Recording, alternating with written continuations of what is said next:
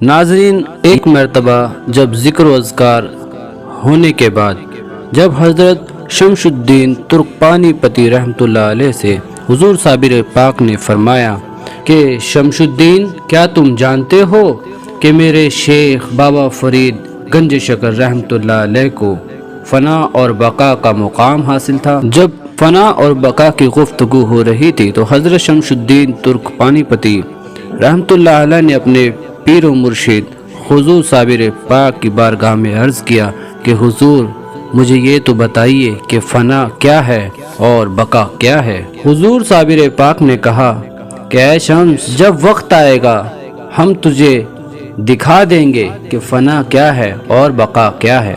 اب چھوڑ، کیا پوچھتا ہے کہ فنا کیا ہے یا بقا کیا ہے؟ وقت آنے پر ہم تجھے خود مشاہدہ کروائیں گے۔ ناظرین، غور رہے کہ اب تک حضرت شمس الدین ترکپانی پتی کو لگاتار 19 سال خدمت کرتے ہوئے ہو گئے تھے۔ اب صابر پاک کیا فرماتے ہیں کہ اے شمس، تو اب ایسا کر، اب تو جا، کھا کما، روزی روٹی کما۔ ہاں، ایک بات سنتا جا، جب تو روزی روٹی کما لے گا تو ایک دن میرا وصال ہو جائے گا، تب تو آ جانا، اور جب تو واپس آئے گا تو کفن لیتے آنا اور خوشبو نہ لانا، خوشبو فرشتے لے آئیں گے، اور جب تو آ جائے گا جو تو سوچے گا کہ غسل کرانا ہے تو غسل خود بخود ہو جائے گا، جب تو سوچے گا کہ کفن پہنانا ہے تو کفن خود بخود پہنا دیا جائے گا، بس تو سوچتے جانا اور کام ہوتے جائیں گے۔ شمس الدین ترکپانی پتی نے کہا کہ اے مرشد، مجھے کیسے پتہ چلے گا کہ آپ کا وصال ہو گیا ہے؟ حضور صابر پاک نے کہا کہ میری بات سنو، تم جا کر فوج میں جا کر نوکری کرنا، جس دن تمہاری فوج کے تمام دیے طوفان کے آنے سے بجھ جائیں اور تمہارے خیمے کا چراغ روشن رہے تو اس دن تم سمجھ جانا کہ میرے پیر کا وصال ہو گیا ہے۔ اور سن، جب میری تجویز و تکفین کر لے تو 3 دن تک رکنا، اس کے بعد چلے جانا۔ حضور صابر پاک نے شمس الدین کو یہ ساری وصیحت اور نصیحت کر کے وہاں سے رخصت کر دیا۔ حضور صابر پاک کے حکم سے آپ شمس الدین ترکپانی پتی رحمۃ اللہ علیہ دلی واپس آ گئے۔ آپ کے وہاں چند رشتہ دار فوج میں تھے، آپ نے ان کی مدد سے جو وہاں کا بادشاہ تھا غیاث الدین بلون، اس فوج میں شامل ہو گئے۔ پھر ایک دن وہ فوج جنگ کے لیے روانہ ہوتی ہے، اور جس سے جنگ ہو رہی تھی وہ ایک قلعے میں بند تھے، اور کئی ہفتوں سے آپ کے لشکر نے اس قلعے کا محاصرہ کیا ہوا تھا۔ خوب کڑاکے کی ٹھنڈ تھی، یعنی سردی کا موسم تھا۔ بادشاہ ہر روز اپنے خادم کو وضو کا پانی گرم کرنے کے لیے وقت فجر میں بھیجا کرتا تھا تاکہ وہ پانی گرم کرے اور بادشاہ سلامت وضو کر کر نماز ادا کریں۔ اور ناظرین، بادشاہ سلامت کے خیمے کے نزدیک ہی حضرت شمس الدین ترکپانی پتی رحمۃ اللہ علیہ کا خیمہ بھی موجود تھا، اور شمس الدین ترکپانی پتی رحمۃ اللہ علیہ کا یہ اصول تھا کہ آپ دن میں اپنی ڈیوٹی کیا کرتے تھے، یعنی فوج کا کام کیا کرتے تھے، اور پوری رات عبادت میں مصروف رہا کرتے تھے۔ اور اللہ تعالیٰ نے حضرت شمس الدین ترکپانی پتی رحمۃ اللہ علیہ کو خوب مال بھی عطا فرمایا تھا، مگر آپ وہ تمام مال ضرورت مندوں اور غریبوں میں تقسیم کر دیا کرتے تھے، اور خود فقیرانہ بے حد سادہ زندگی گزارا کرتے تھے۔ اور وہ خادم روزانہ حضرت شمس الدین ترکپانی پتی رحمۃ اللہ علیہ کے خیمے میں آیا کرتا تھا، اور وہاں سے آگ لے کر پانی گرم کر کے بادشاہ کو وضو کروایا کرتا تھا۔ ایک دن حضرت شمس الدین ترکپانی پتی کو خیمے میں نہ پا کر وہ چونک گیا، اور دیکھتا کیا ہے کہ حضرت شمس الدین ترکپانی پتی تالاب کے کنارے بیٹھ کر وہاں وضو کر رہے ہیں۔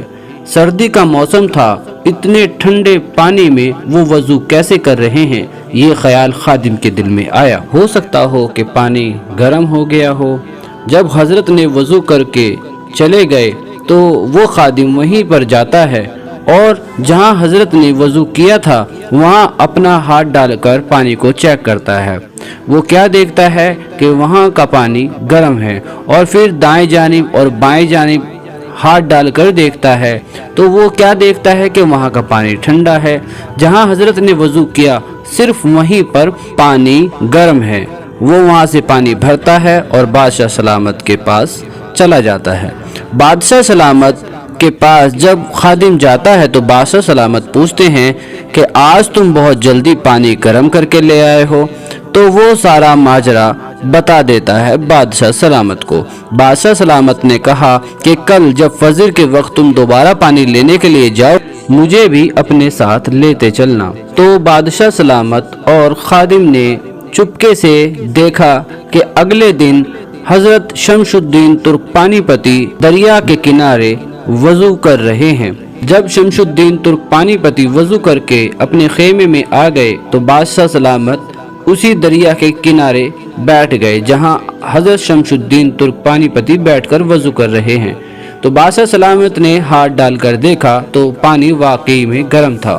اب تک حضرت شمس الدین ترک پانی پتی ان لوگوں کی نظر میں ایک عام سپاہی تھے۔ آپ نے اپنی ولایت کو تمام لوگوں سے چھپا کر رکھا ہوا تھا اور ان لوگوں کو بھی معلوم نہیں تھا کہ یہ ولی کامل ہیں اور حضرت نے بھی کبھی نہیں بتایا تھا۔ بادشاہ یہ کرامات دیکھ کر بڑا حیران ہوا تھا کہ اگلے دن شام کو اچانک بہت تیز طوفان آ جاتا ہے اور تمام خیموں کے چراغ بجھ جاتے ہیں تو فقط ایک ہی چراغ روشن رہتا ہے، اور بادشاہ سلامت اس خیمے کو دیکھ کر بڑے تعجب اور حیران میں پڑ جاتے ہیں کیونکہ تمام خیمے بھی اکھڑ گئے تھے، فقط وہی ایک خیمہ باقی تھا جس کا چراغ بدستور روشن تھا اور خیمہ بھی صحیح سلامت تھا۔ بادشاہ سلامت جب اس خیمے کے اندر داخل ہوتے ہیں تو دیکھتے ہیں کہ حضرت شمس الدین ترک پانی پتی رحمت اللہ علیہ نماز ادا کر رہے ہیں۔ وہ فوراً سمجھ جاتا ہے کہ یہ کوئی عام سپاہی نہیں ہے، یہ کوئی بزرگ، کوئی ولی کامل ہیں۔ کل بھی ہم نے ان کی کرامات دیکھی تھی کہ تالاب کا پانی کیسے گرم ہو گیا تھا، اور یہ آج بھی ہم نے کرامات دیکھی کہ تمام چراغ جو ہیں بجھ گئے ہیں اور خیمے اکھڑ گئے ہیں، مگر ان کا خیمہ اور چراغ بدستور جیسے پہلا تھا ویسے ہی روشن اور قائم و دائم۔ اب وہ بادشاہ سلامت جب حضور نے نماز مکمل پڑھ لی تو بادشاہ سلامت نے عرض کی کہ ہم نے آپ کو پہچاننے میں غلطی کر دی، آپ ایک ولی کامل ہیں، بے شک آپ ہمارے لیے دعا کر دیں کہ ہم اس جنگ کو فتح کریں۔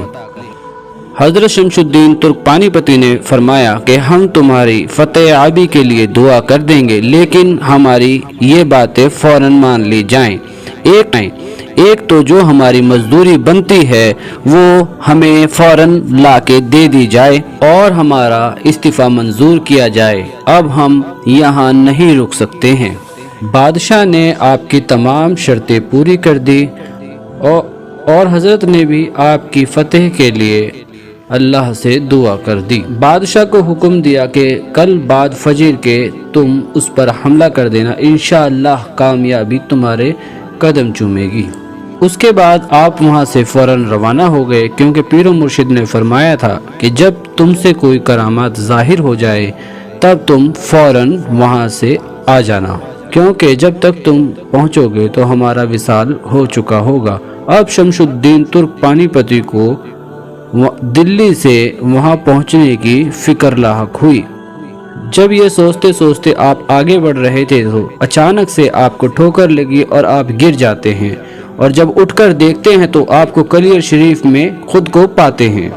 جب آپ دوڑ کر دربار صابر پاک بارگاہ صابر پاک میں پہنچتے ہیں تو کیا دیکھتے ہیں کہ حضور صابر پاک رحمت اللہ علیہ کے پاؤں کی طرف ایک شیر بیٹھا ہوا ہے جو آپ کو دیکھ کر وہاں سے چلا جاتا ہے۔ پھر حضرت شمس الدین نے سوچا کہ میں ان کو غسل دوں تو ایک دم سے غائب طریقے سے ایک پانی کی فوہار آئی اور آپ کا غسل مکمل ہو گیا۔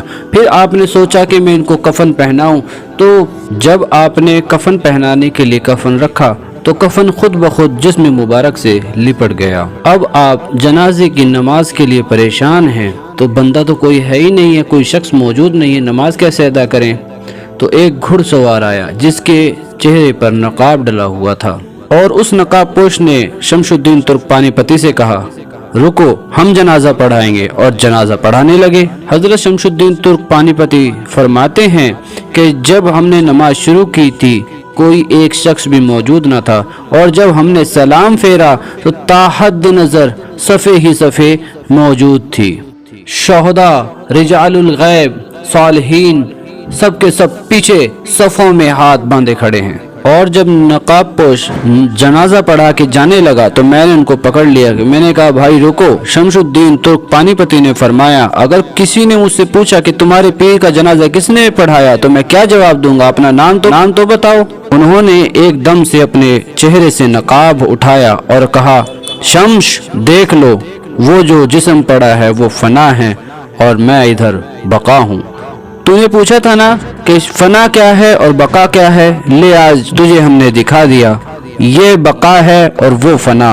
दोस्तों कुछ चीजें समझाई नहीं जा सकती, जब इंसान खुद उस मुकाम पर पहुंच जाता है तो खुद ब खुद समझ में आने लगते हैं। दोस्तों इसी तरह की वीडियो को देखने के लिए राहे हकीकी चैनल से जुड़े रहें। चैनल को सब्सक्राइब करें, लाइक शेयर कमेंट करना ना भूलें। इंशाल्लाह अगली वीडियो में अगले वली की मुकम्मल हिस्ट्री लेके आपसे दोबारा मुलाकात होगी। अस्सलामु अलैकुम व रहमतुल्लाहि व बरकातुहू।